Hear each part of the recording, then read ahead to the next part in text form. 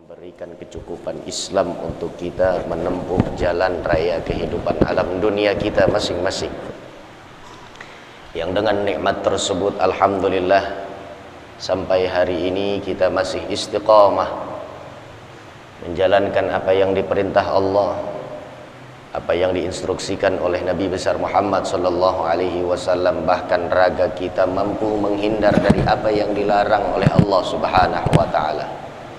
Besar harapan kita mudah-mudahan nikmat-nikmat yang Allah telah kurniakan kepada kita, iman, Islam, hidayah dan taufik, insyaallah terus tertanam secara baik, bahkan berkembang biak secara mulus sampai pada waktunya kita dijemput oleh al-maut, Israel bertandang kehidupan kita. InsyaAllah mati kita masih dalam keadaan iman, Islam, hidayah dan taufiknya Allah, sehingga Allah matikan kita dalam keadaan husnul khatimah, mati dalam keadaan tetap iman, masih dalam kondisi tunduk di bawah daulat dan undang-undang Allah, yakni al-Islam, dan kita memborong semua amal-amal soleh sehingga negeri akhirat kita Allah berikan aman dan selamat.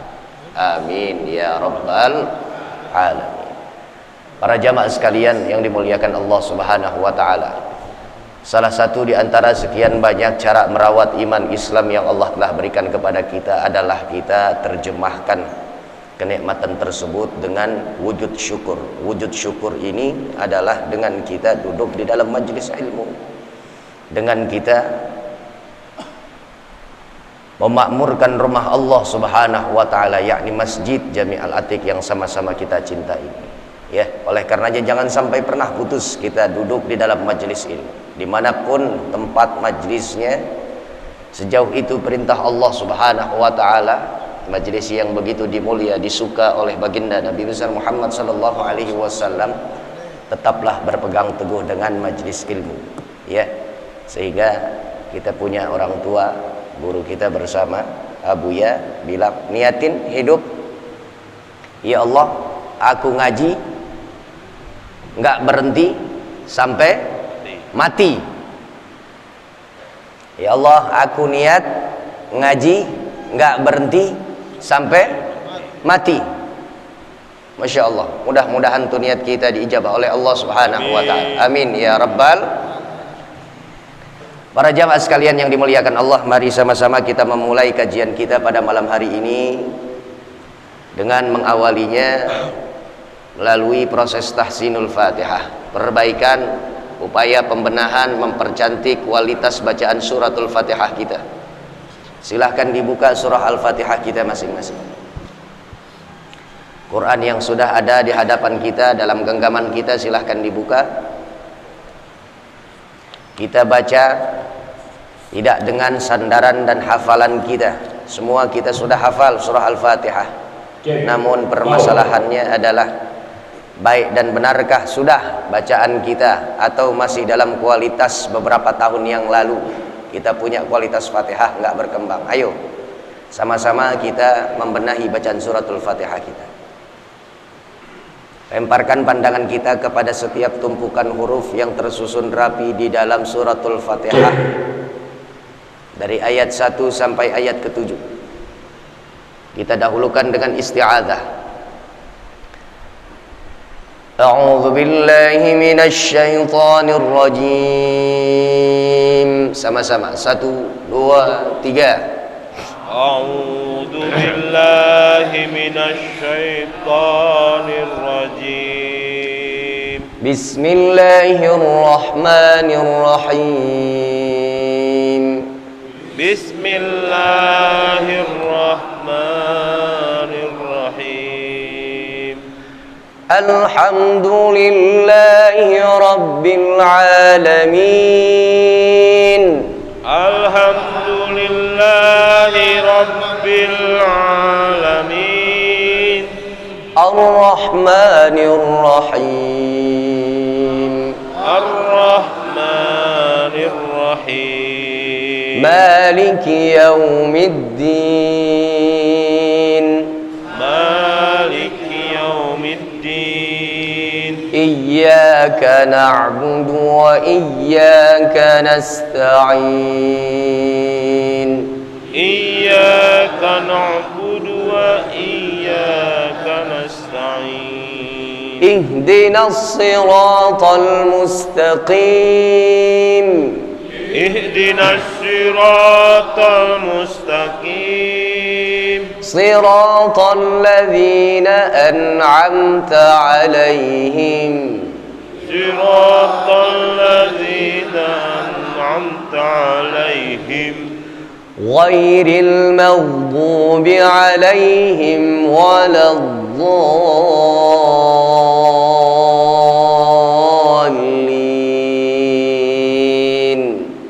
غير المغضوب عليهم ولا الضالين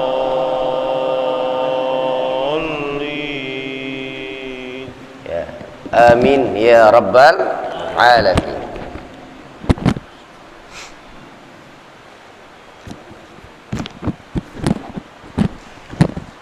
Kemudian kita beranjak kepada bacaan atau makra pada surah Al-Baqarah ayat keberapa? 90.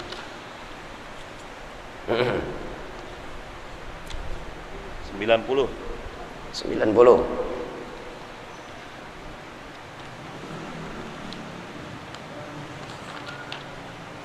89 sudah penjelasannya? Belum? Sudah. Hah? Sudah. Sudah Pak Beli? Ya. Sudah ya? Gimana? Cuman waktu itu belum, kata Ustadz ada perlu, belum sempurna, belum full. Oh, ingin saya tambahkan lagi gitu? Ya. Berarti 89 kita sudah baca, namun ada tambahan penjelasan lagi. Ya. Berarti kita mengulang ayat 89 dari sisi bacaannya dengan tinjauan makhrajul hurufnya, ilmu tajwidnya, mat-matnya dan lain sebagainya. Silahkan dibuka 89 ayatnya surahnya Al-Baqarah. Pangkal ayat berbunyi walamma ja'ahum. Saya akan baca hanya sekali karena kita sifatnya mengulang. Nanti kemudian setelah saya membaca, para jamaah ikut setelah saya. Sudah dapat yang Ibu? Ayat 89. Bismillahirrahmanirrahim. Walamma ja'ahum kitabun min 'indillahi musaddiqun lima ma'ahum wa kanu. Sama-sama yuk. 1, 2, 3. Walamma ja'ahum kitabun min indillahi musaddiqun lima ma'ahum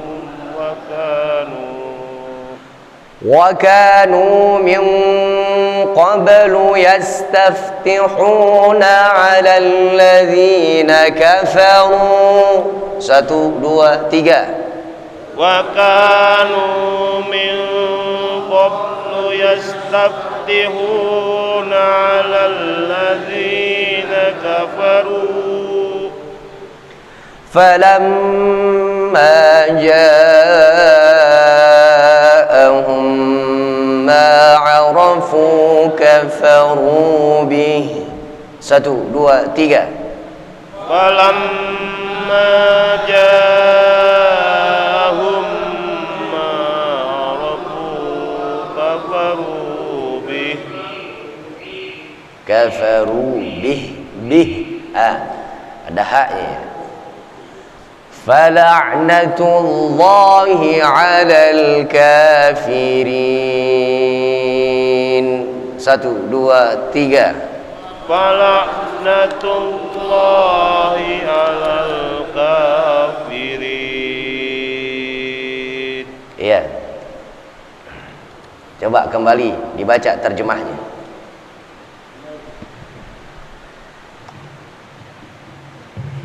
Aku berlindung kepada Allah dari godaan syaitan yang terkutuk dengan nama Allah yang Maha Pengasih, Maha Penyayang. Dan setelah sampai kepada mereka kitab Al-Quran dari Allah yang membenarkan apa yang ada pada mereka, sedangkan sebelumnya mereka memohon kemenangan atas orang-orang kafir, ternyata setelah sampai kepada mereka apa yang telah mereka ketahui itu, mereka mengingkarinya. Maka laknat Allah bagi orang-orang yang ingkar. Iya. Maha benar Allah dengan segala firman. Kemarin kita sudah membahas tentang isi daripada kandungan surah Al-Baqarah ayat 89 ini. Berikut penjelasan di dalam tafsir Ibnu Katsir yang dikarang oleh Syekh Al-Imam Al-Hafidh Ibnu Katsir. Kemudian kita tambahkan penjelasannya. Pada pekan yang lewat saya sampaikan bahwa ayat ini secara nyata, jelas, gamblang ditujukan kepada orang-orang Yahudi, keturunan Yakub, yang ketika itu berada di kota Madinah. Orang Yahudi yang berada di kota Madinah, sekaligus penggambaran secara umum bahwa inilah dia tabiat, watak yang jelek, watak yang buruk, tabiat yang gak patut untuk kita ikuti. Bahkan diangkat oleh Allah ini ayat sebagai i'tibar, sebagai ikhtibar, sebagai pelajaran untuk kita agar menghindar dari sifat dan watak yang ucapan tidak sesuai dengan tingkah dan perilaku dalam kehidupan kita. Bahaya benar ya. Allah Subhanahu wa taala menyatakan walamma ja'ahum kitabum min 'indillahi musaddiqun lima ma'ahum. Dan ketika Allah Subhanahu wa taala mendatangkan kepada mereka, siapa mereka? Orang Yahudi, al-Yahud di sini. Yaqulullah taala walamma ja'ahum ya'ni al-Yahud. Allah datangkan kepada orang-orang Yahudi kitabun, satu kitab, yakni Al-Quran, min 'indillah, Quran yang diturunkan oleh Allah Subhanahu wa taala melalui wasitah Jibril atau jembatannya Jibril, perantaranya Jibril kepada Nabi besar Muhammad sallallahu alaihi wasallam. Unzila ala Muhammad, diturunkan atas Nabi besar Muhammad sallallahu alaihi wasallam, yang sifat dan tujuan Al-Qur'an tersebut diturunkan oleh Allah musaddiqun lima ma'ahum, yakni minat Taurah. Artinya Al-Qur'an didatangkan oleh Allah Subhanahu wa taala di kehidupan orang-orang Yahudi ketika itu di kota Madinah. Di kota Madinah, sampai sebelum hijrah ada orang Yahudi di Madinah. Setelah baginda Rasul hijrah pun masih ada orang Yahudi di kota Madinah. Ya. Ini sifat kitab Al-Quran menjadi penguat, menjadi pendukung, bukti otentik, menegaskan bahwa Allah Subhanahu wa taala bukan hanya mengirimkan nabi dan rasul-rasulnya, utusannya, delegasi dan dutanya, melainkan juga menurunkan kitab-kitabnya kepada para rasulnya. Dahulu Yahudi diturunkan oleh Allah, pengikut Bani Israel, ada kitab yang disebut dengan Taurah. Jauh sebelum Al-Quran muncul, sudah barang tentu. Ketika Al-Quran diturunkan oleh Allah, Taurat menjadi kuat setelah dikuatkan oleh datangnya Al-Quran. Jadi artinya orang Yahudi punya kitab, kitabnya namanya Taurat. Kemudian datang Rasul diberikan oleh Allah yang namanya Al-Quran, kitab samawi. musaddiqun lima ma'ahum, yang Al-Quran itu menjadi penguat untuk kitab yang berada pada tangan mereka. Artinya keyakinan mereka kepada Taurat. Seharusnya bangga orang Israel, seharusnya senang, gembira orang-orang Yahudi. Namun apa kenyataannya?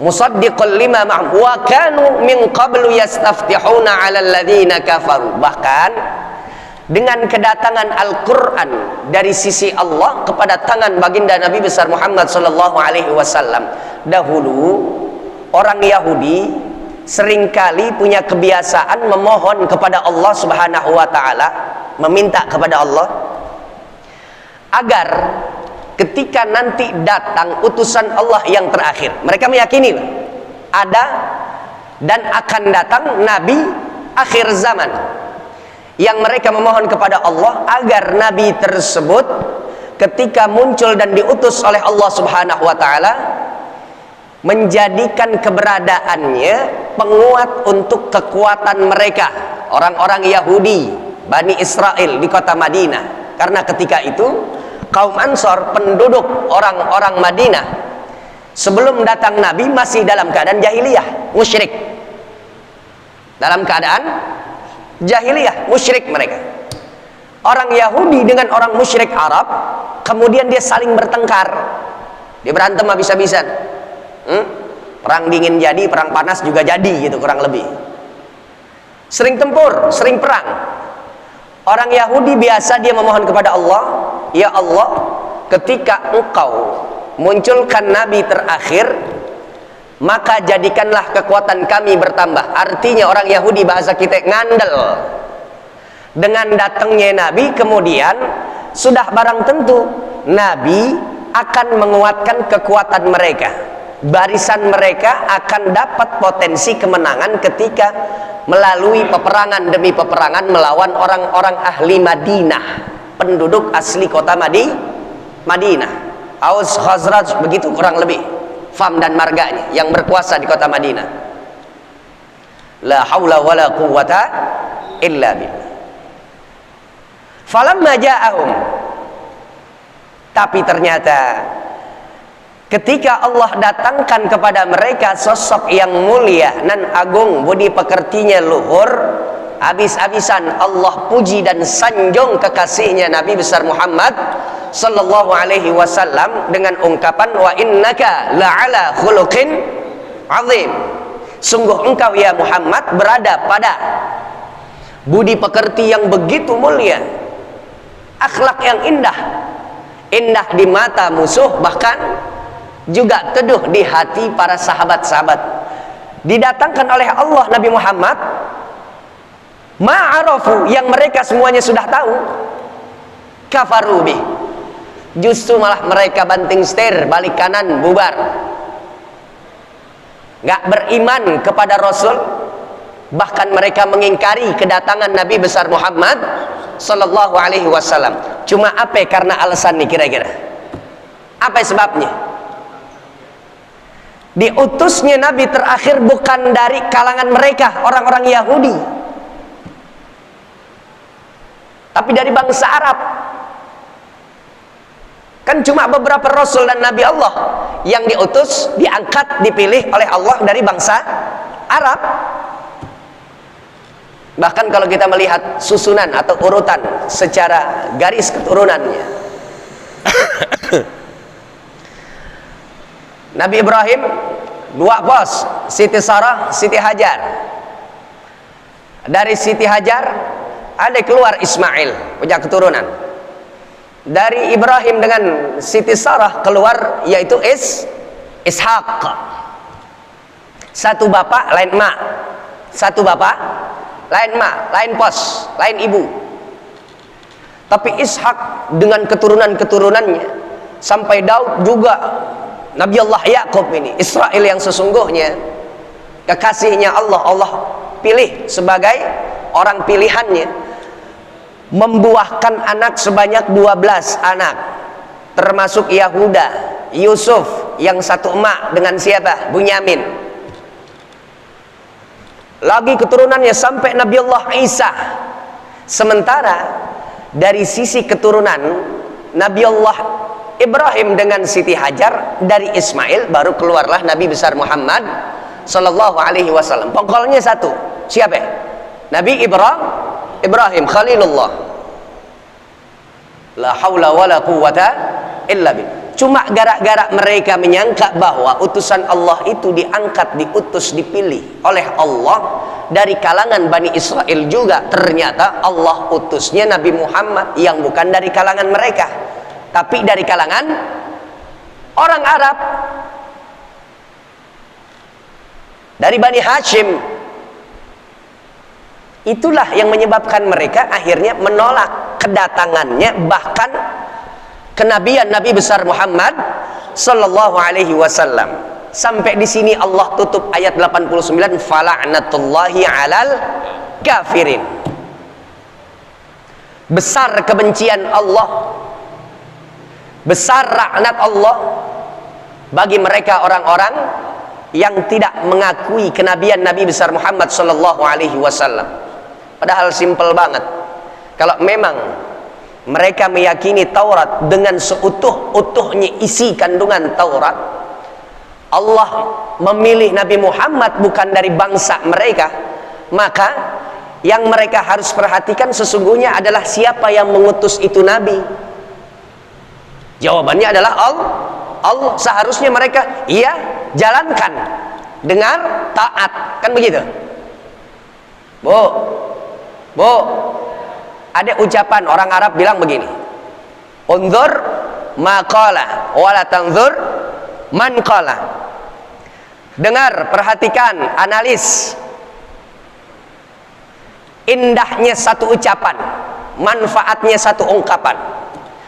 Jangan melihat siapa yang menuturkan ungkapan itu. Gimana kira-kira, Pak? Kalau omongan banyak manfaatnya, nilai nasihatnya tinggi, meskipun keluar dari hati, nah, orang yang kita anggap musuh kita, ambil jadiin pelajaran, ambil jadiin manfaat itu untuk kehidupan kita. Sekecil apapun tuh orang dalam strata sosialnya, miskin dia, nggak ada ngaruh soal miskin. Kalau ucapannya baik, jadikan itu ucapan yang penuntun hidup kita. Jadi jangan cuma gara-gara dia kecil kita anggap seujung kuku hidupnya, terus dia ngomong depan kita begini, padahal hati kecil kita juga membenarkan, benar nih ucapan, cuma dari dia sih, ogah gue pakai. Jangan, itu namanya angkuh, sombong. Kalau bahasa kita tuh sombong, ngegedein diri, ngecilin pihak orang lain. Batalul haq namanya, menafikan nilai hak, nilai kebenaran. La haula wala quwwata, la haula wala quwwata. Nah, itu dia. Ya, perlu belajar nih yang kayak begini. Kadang-kadang teorinya gampang, mudah banget. Cuman kalau kita lihat kehidupan kita dari sisi manapun, kadang-kadang kita masih suka nilai seseorang itu rendah karena hal ini dan itu. Padahal ucapannya bagus. Bahkan Abuya beberapa kali bilang, saya ini kadang-kadang dapat pelajaran yang betul-betul menggugah hati saya, itu dari seseorang yang dianggap oleh beberapa masyarakat gila nih orang. Orang gila, keberadaannya bisa kita jadiin pelajaran. Gimana itu kira-kira? Lanjut beliau dalam menjambarkannya, orang gila kadang-kadang kalau dia lagi ngomong, kan dia ngomong sendiri. Ibu, orang ngomong sendiri. Makanya dulu awal-awal baru keluar nih HP, baru keluar nih HP, kan banyak orang nyangkanya, orang pada banyak banget yang gila. Dia nggak ngelihat ada alat genggam handphone, dia ngomong sama orang lawan bicaranya, bukan di hadapannya. Dulu tuh baru keluar HP itu, orang ngomong masih HP, gila nih orang gitu. Orang gila biasa punya kebiasaan tuh dia bicara sendiri aja, dirinya yang ngucapin, kemudian akhirnya seolah-olah lawan bicaranya dia sendiri, kan gitu ya orang gila. Tapi kata Buya bilang aman, selamat dia nggak ngomongin aib tetangganya. Pelajaran tuh namanya. Ucapannya dia nggak nyayat hati saudaranya. Keberadaannya dia bahkan dengan ucapannya nggak merugikan orang-orang yang lewat depan dia. Betul nggak kira-kira Pak? Dari keberadaan orang yang kita anggap, maaf, lagi-lagi maaf, mungkin sampah masyarakat kita yang ngelihatnya, ya, ada di pinggiran-pinggiran jalan, trotoar-trotoar, dengan lagaknya, dengan sikapnya begitu. Tapi masya Allah ada pelajaran tuh, ada pelajaran. La haula wala quwata illa billah. Nggak mau diterima oleh orang Yahudi, karena Rasul diangkat dari orang-orang Arab, bukan dari kalangan mereka. Padahal apa yang didatangkan oleh Allah, ya udah manut aja, manut.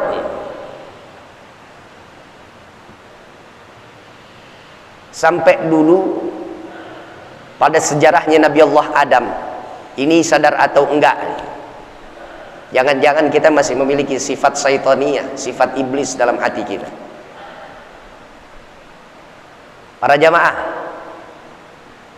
kira-kira lebih dulu mana Adam apa iblis menempati surga? Iblis, jelas. Adam baru diciptakan yang ketika itu penghuni surga udah padat. Para malaikat jin juga dari sekte iblis. Beberapa ulama mengatakan iblis itu bagian daripada jin, dia jin daripada malaikat. Ketika Adam dikecoh oleh iblis, kemudian memakan buah terlarang, pohon yang udah diwanti-wanti oleh Allah Subhanahu wa ta'ala, yang ketika sebelum itu kejadian, kan perintah Allah, iblis ikut ente bersujud kepada ciptaanku yang baru ini dari kalangan manusia. Sujud menghormat, bukan menghamba. Begitu keseluruhan penghuni surga sujud, illa iblis, kecuali iblis. Yang jawaban iblis, kalau kita bersandar dengan logika, pasti kita benerin iblis. Iblis bilang gini, gua ini penduduk lama ya Allah, sementara nih manusia ciptaan awalmu, dia penduduk baru, pendatang yang baru beberapa detik, tapi kemudian engkau perintahkan aku untuk menghormat kepada dirinya. Pakai bahasa kita sehari-hari, siapa yang lebih layak untuk disambangin, disoanin? Penduduk lama ke pendatang baru, apa pendatang baru yang kalau jalan permisi sampai penduduk lama? Ayo, gimana Bu? Orang baru pindahan, ngontrak di daerah Kampung Melayu, kita orang lama di RW 1 sini, RW 2. Kira-kira kita datang yang kulonuwon ke rumah dia, atau dia yang harusnya melapor RT? Pendatang baru lewat di perkumpulan kita juga, permisi Pak, betul nggak? Iblis pun begitu, pakai logika. Tapi sayangnya kita punya agama dinul Islam yang diajarin oleh Rasul, nggak melulu yang namanya pakai logika. Ada dalil akli namanya, dalil akli, dalil yang disandarkan dengan apa? Cara berpikir, daya talar seseorang, pakai Islam pakai. Tapi nggak dengan sandaran yang mutlak, absolut, harus dengan logika. Nggak begitu juga bro. Logika kalau betul-betul jadiin sandaran utama dan satu-satunya sandaran, kata Imam Syafi'i mengatakan, maka kebinasaan yang akan menghantam diri seseorang yang selalu menjadikan logika sebagai sandaran utama. Cara berpikirnya kita lihat benar juga, Adam baru, sementara iblis udah beribu-ribuan tahun sebelum muncul Adam. Atau kedua, iblis bilang begini, teori perbandingan yang kedua ini, kau ciptakan dia dari tanah, lihat belaka aja ya Allah, sementara aku diciptakan olehmu dengan kekuasaanmu dari unsur apa? Iblis, api.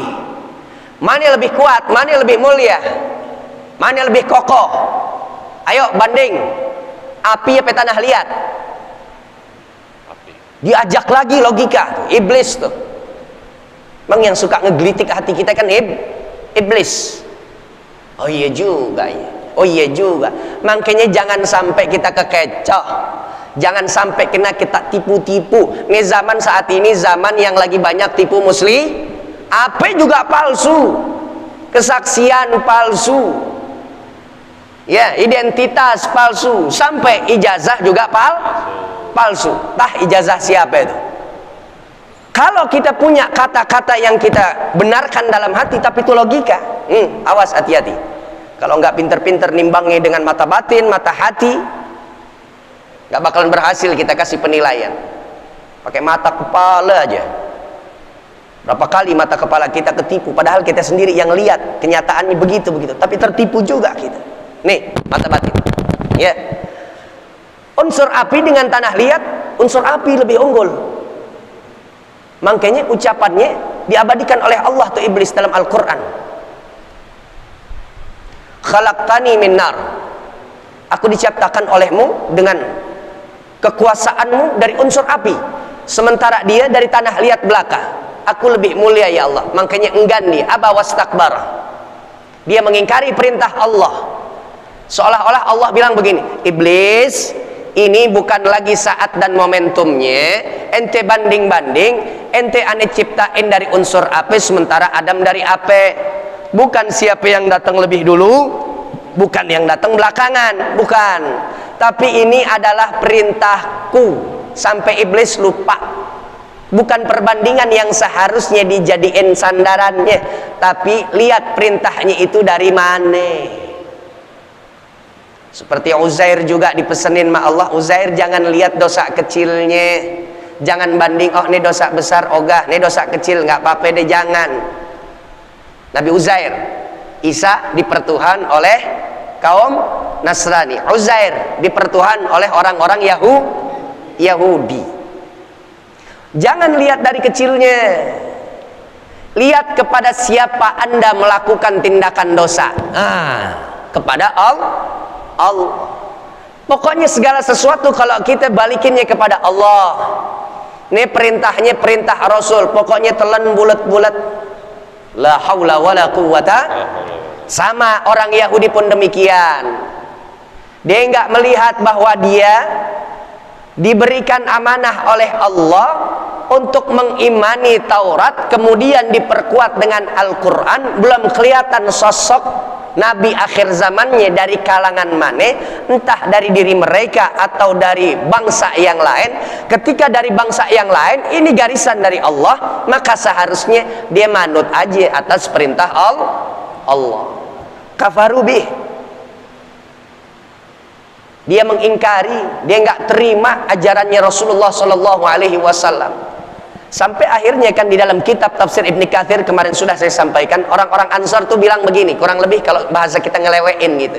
Ya Allah, kemarin sebelum diutus Nabi dari kalangan bangsa Arab, lo pakai bilang-bilang ke gue, bilang-bilang ke kami, padahal kita lagi dalam keadaan yang berkecamuk peperangan di antara kita.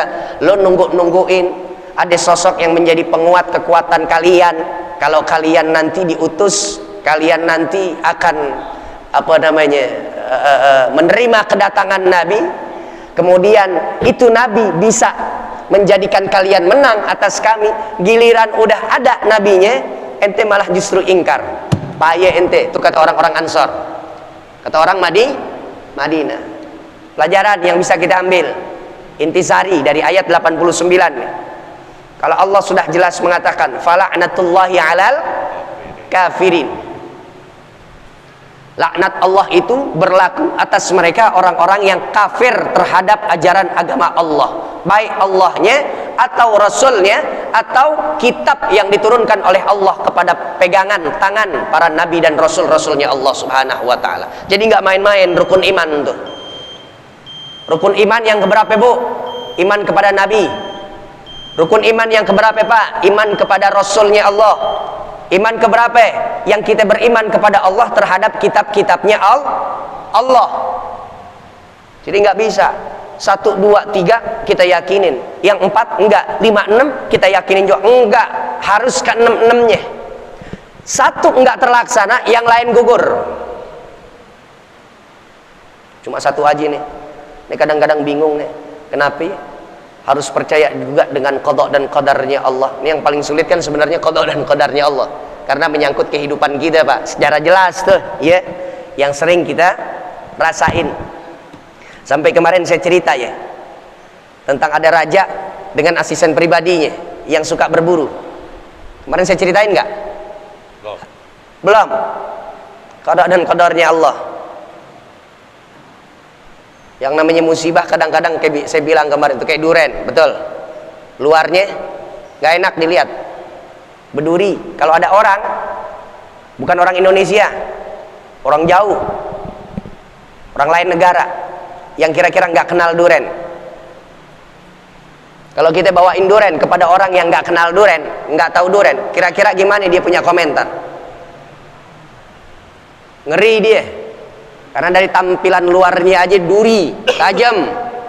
Dipegang juga bakalan luka telapak tangan, betul. Tapi kalau kita yang bengkekin, kita yang bukain, kita colekin aja ke ujung lidahnya dia. Rasain coba, mister, gimana kira-kira rasa ini buah? Dia nambah tuh 15 batu bisa. Betul nggak? Musibah tuh kayak duren, luarnya gak enak, rasa getir, pahit, kayak nelen pel. Tapi kalau kita udah menyelami musibah dari Allah Subhanahu wa taala, nikmatnya lebih manis daripada susu dan juga madu. La haula wala quwata illa billah. Seorang raja sama asisten pribadinya. Dia senang berburu. Berburu ke samping kastilnya dia ada hutan belantara. Dia berburunya ke dalam hutan terus. Sekali waktu dia berburu, selesai berburu, tuh raja kasih perintah kepada ajudan pribadinya. Ajudan, siap tuan, bersihin senapan saya, buat persiapan besok kita berburu lagi. Dibersihin dia tuh sama si asisten pribadinya, pendamping si rajanya. Dibersihin dari papan senapannya sampai moncongnya. Begitu bagian pelatuknya lagi dibersihin, padahal rupa rajanya. Dia yang khilaf tuh raja, pulang nggak pakai dikunci lagi senapannya. Begitu lagi dibersihin sama pembantunya nih, pelatuknya kepencet. Kebetulan moncong senapan persis lagi simetris lurus ke jempolnya tuannya. Seketika aja bunyi duar, meledak tuh senapan.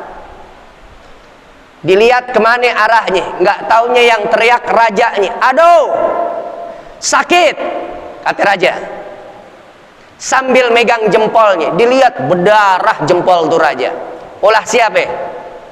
Asisten pribadinya, anak buahnya. Ambil jerit-jeritan tuh tuan. Aduh, sakit, sumpah serapah keluar deh tuh ya dari mulut si tuan nih. Dasar brengsek nih.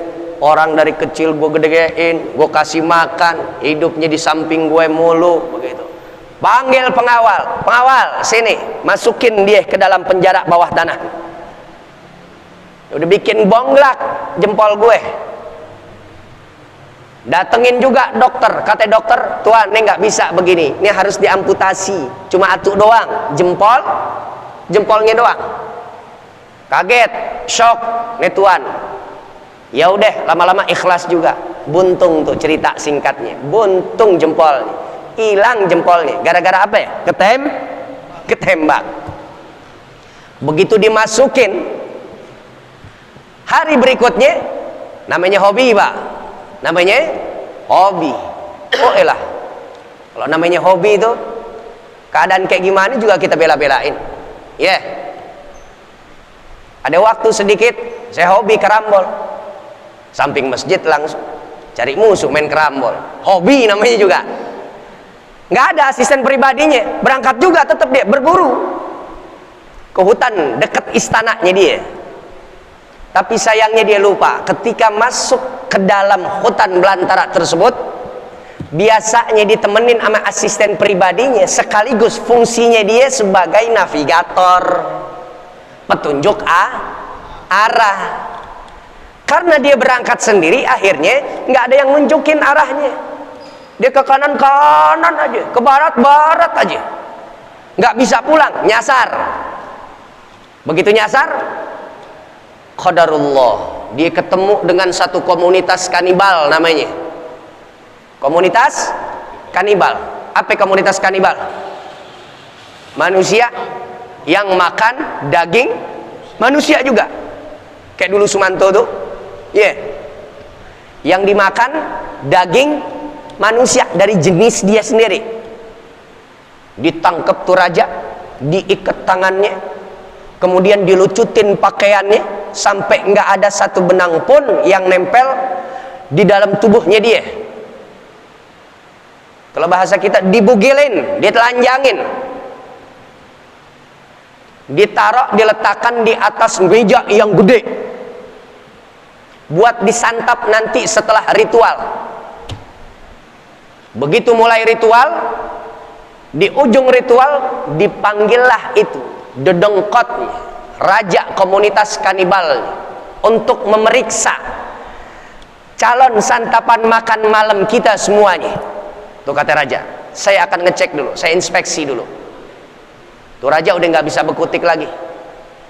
Begitu diperiksa sama si raja kanibal, dari ujung rambut pas di ujung kaki, ngelihat jempolnya udah nggak ada, buntung. Dipanggil, kemari, pakein bajunya lagi, lepasin dia, kasih dia kabur. Leluhur kita bilang, punya pesan, yang kita akan santap, kita akan menjadi lebih kuat kalau yang kita santap nggak ada cacatnya. Bu, bungkusnya apa? Musibah kan, hilang jempol, cacat dia. Nggak, leluhur kita bilang, yang kita santap mereka yang sempurna, nggak hilang satupun dari organ tubuhnya. Begitu dilepasin, girangnya Masya Allah tuh Tuhan. Begitu sampai akhirnya nemu juga kastilnya, istananya. Siapa orang yang pertama kali ditemuin oleh si raja tadi? Asistennya. Buka, bebasin dia. Kenapa Tuhan? Kan instruksi Tuhan untuk saya masukin. Benar, untuk yang kemarin, sekarang bebasin. Apa urusannya? Banyak cinjang loh, keluarin dia. Begitu dikeluarin tuh asisten, dipeluk asisten. Ribuan ucapan terima kasih dari Tuan Raja kepada ajudan pribadinya dia. Gua terima kasih banget pokoknya ame lo besti. Begitu kurang lebih ya Pak. Makasih banget gue, terima kasih, lagi-lagi terima kasih. Kalau lo nggak tembak, jangankan cuma jempol gue yang hilang, sampai tulang gue diisep-isep sama orang kanibal. Begitu Pak. Gimana Tuhan maksudnya? Gue ini berangkat juga ngejalanin hobi gue tapi tanpa lo. Diurai dah tuh ceritanya, sampai gue akhirnya ditangkap, gue pengen dimakan. Leluhurnya bilang, katanya pesen, kalau ada korban yang akan kita santap, dia cacat, maka dia nggak layak untuk kita makan. Nah gue, jempol gue udah hilang karena ulah lo, makanya gue terima kasih sama lo. Para jamaah sekalian yang dimuliakan Allah, apa kira-kira ucapan si ajudan pribadi? Apa ucapan pribadi itu ajudannya? Demi Allah ya Tuhan, kalau Tuhan ngucapin terima kasih sama saya ribuan kali lipat lagi dari ucapan terima kasih Tuhan kepada saya.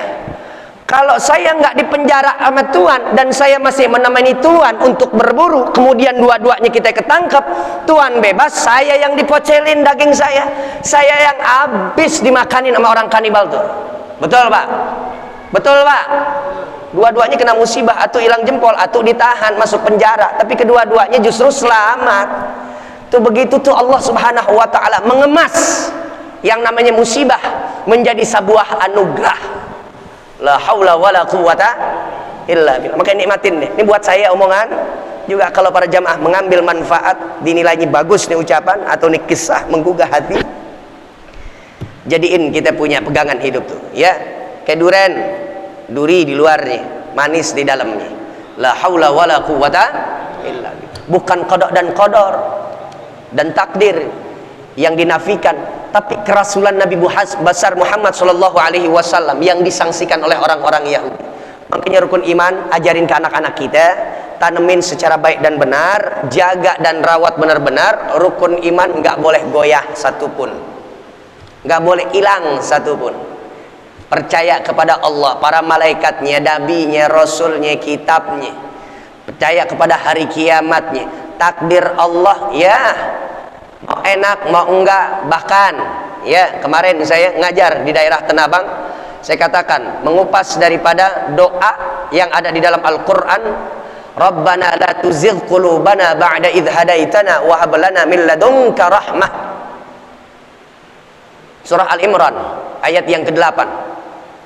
Minta ya Allah, tetapkan hati kami dalam hidayah, jangan kau berikan condong hati kami kepada kesesatan.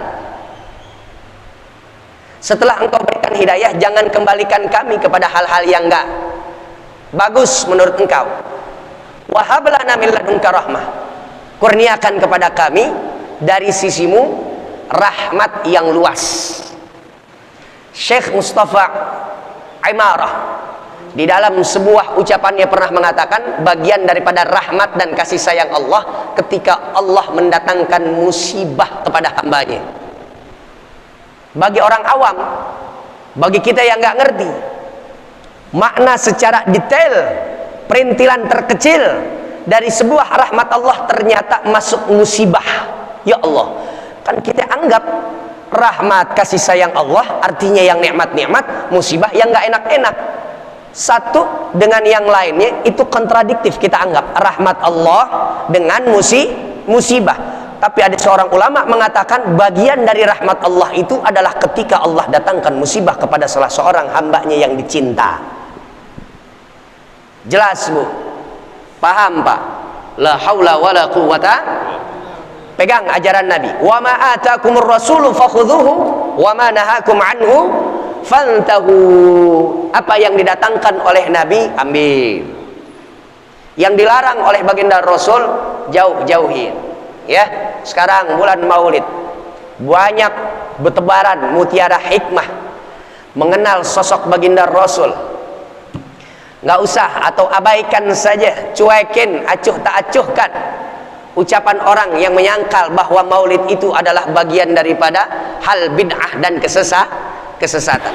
Kalau jamaah kemarin ngikut Maulid di Pak Haji Didi Sudiardi kemarin, Majelis Taklim Darussalam Indonesia, Buya Muhyiddin tuh menerangkan secara detail tuh, ya, dari satu ayat di dalam surah Al-Insyirah dipretelin secara nahwiyahnya, secara sorfiyahnya, makna istinbat hukumnya tentang apa? Wa rafa'na laka dzikrak.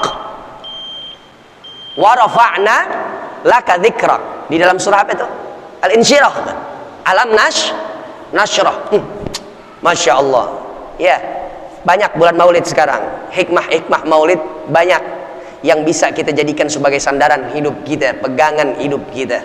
Ya, maka banyak-banyak hadiri, ya, ilmu yang benar-benar keluar dari orang-orang yang alim, berkah hidup kita insya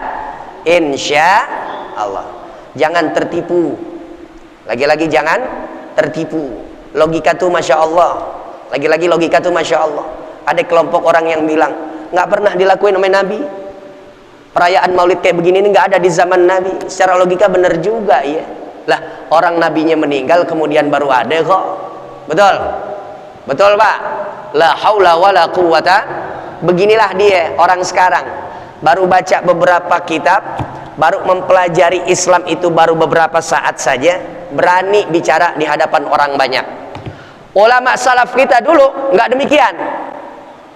Dia belajar habis-habisan, al-lughatul arabiyah dia kuasai, ilmu nahwu, ilmu sharaf, ilmu badi', ilmu ma'ani, ilmu balaghah, 14 cabang ilmu untuk menunjang seseorang bisa mentafsirkan ayat Al-Quran butuh berpuluh-puluh tahun. Dia belajar agama meskipun hanya untuk berbicara 2 jam di hadapan jamaah dan umat Islam. Tapi orang sekarang beda. Oh, ada jadwal nih, ada agenda nih, lihat kitab dulu baru belajar 2 jam untuk bicara 2 tahun. Terlalu berani nyalinya itu orang. Boleh jadi bukan nyali yang gede itu, konyol namanya. Nyali gede ame konyol beda tipis, tapi nggak sama tuh. Nyali gede dengan konyol beda tipis, nggak sama. La haula wala quwata. Maka carilah, tabaruklah dengan ilmu-ilmunya para orang-orang alim yang betul-betul ar-rasikhuna fil ilmi, ilmunya yang betul-betul bersanad kepada Nabi besar Muhammad sallallahu alaihi wasallam. Insyaallah terasesikan guru-guru yang ada di Masjid Jami' Al-Atiq sudah dipilih. Insyaallah semua guru-guru bisa memberikan penjelasan seterang-terangnya kepada kita, dan memang mereka pun berguru, ada gurunya juga ya. Kita berdoa kepada Allah, mudah-mudahan anak kita dijaga oleh Allah. Kita yang ngaji saat ini sebenarnya sedang memberikan proyek percontohan kepada anak-anak kita. Dilihat nggak dilihat sama anak kita, cuma Tuhannya anak kita sedang menyaksikan kita. Betul ya Pak? Betul ya? Anak kita lagi nggak ngelihat, babenya lagi ngaji, babenya lagi masuk masjid. Tapi nanti yang akan mengarahkan adalah Allah dari gerak-gerik anak-anak kita. Dulu emak lo, dulu bapak lo hadir di dalam majlis doyan ke masjid. Ayo lu juga gue bakalan gerakin tuh. Sebenarnya apa yang kita sedang juangkan itu adalah untuk masa depan anak kita. Insya Al-Fatihah. A'udzubillahi minasyaitonirrajim. Bismillahirrahmanirrahim. Alhamdulillahirabbil alamin. Arrahmanirrahim. Maliki yaumiddin. Iyyaka na'budu wa iyyaka nasta'in. Ihdinas siratal mustaqim. Siratal ladzina an'amta 'alaihim ghairil maghdubi 'alaihim waladdallin. Amin ya mujibas sa'ilin. Bismillahirrahmanirrahim. Alhamdulillahirabbil alamin. Allahumma shalli ala sayidina Muhammad wa ala ali sayidina Muhammad. Allahumma inna nastaudi'uka ma 'allamtanahu wa ma hafidhnahu wa ma qara'nahu fardudhu ilayna 'inda hajatina ilayhi. Allahumma ihdina fi man hadait wa 'afina fi man 'afait wa tawallana fi man tawallait wa barik lana fi ma a'tait wa qina syarra ma qadait. Nastaghfiruka wa natubu ilaik. Bareng-bareng baca rabbighfirli rabbighfirli wa liwalidayya warhamhuma kama rabbayani shaghira. Rabbighfirli wa liwalidayya warhamhuma kama rabbayani shaghira. Rabbighfirli wa liwalidayya warhamhuma kama rabbayani shaghira. Rabbana atina fid dunya hasanah wa fil akhirati hasanah wa qina adzaban nar. Raditu billahi rabba wa bil islami dina wa bi Muhammadin nabiyya wa rasula. Ya Allah biha, ya Allah biha, ya Allah bi husnil, ya Allah biha,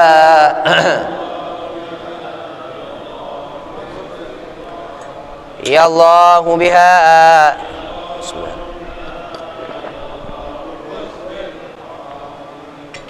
Bismillahilladzi la yadurru ma'asmihi syai'un fil ardi wala fis sama'i wa huwas sami'ul alim. Afdalu ma qultuhu ana wan nabiyyuna min qabli la ilaha illallah, la ilaha illallah, la ilaha illallah Muhammadur Rasulullah sallallahu alaihi wasallam. Kalimatul haqq 'alaiha nahya wa 'alaiha namut wa 'alaiha nub'atsu biha insyaallah ta'ala minal aminin. Wa sallallahu ala sayidina Muhammad wa ala ali sayidina Muhammad walhamdulillahi rabbil alamin. Allahumma arhamna waj'alhu lana imaman wa nuran. Allahumma dhakkirna minhuma wa'allimna minhuma warzuqna ana al-layli wa atrafan nahar waj'alhu lana hujjatan ya rabbal alamin. Walhamdulillahi rabbil alamin. Thumma assalamu alaikum warahmatullahi wabarakatuh.